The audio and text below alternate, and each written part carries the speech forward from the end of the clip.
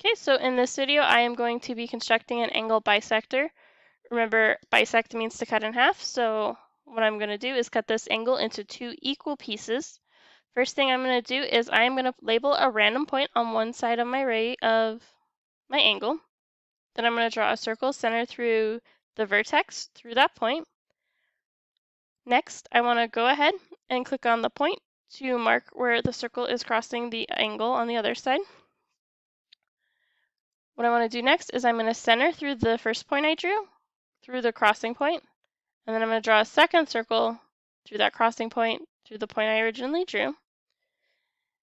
Then if I go up to the point, I can put a point right here where it crossed the two circles, and then I want to go ahead and draw a segment from my vertex to that crossing point. So what I can do is I can go ahead and measure to see if my two angles that I have made are the same size, but first I actually want to go ahead and, oops, not that. I want to go ahead and change my colors. So to do this, I go back to the pointer so I can change things. I want to find, go away. I want to find F, which is line segment AB. Oops, and I want to go to the three dots to change the settings. I'm going to go change the color to pink so we can see it. I'm going to do the same thing for segment G, which is BC. I'm going to go change my settings to make that color pink as well. And I'm going to do the same thing for segment H. I'm going to go change that pink so we can see what I have done, because there's a lot of things. I didn't click on segment H.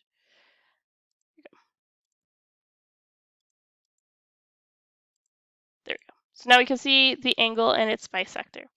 So what I want to do next is I just want to confirm that I have correctly bisected this angle. So I want to see that it's the same. I'm going to go C, B, F. It tells me it's 27.3 degrees.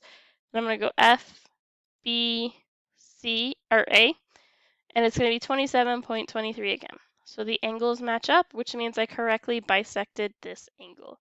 Also, remember when I'm going to measure the angle, I can click the three dots in order. I want to go counterclockwise in the order I'm measuring because that's how GeoGebra measures.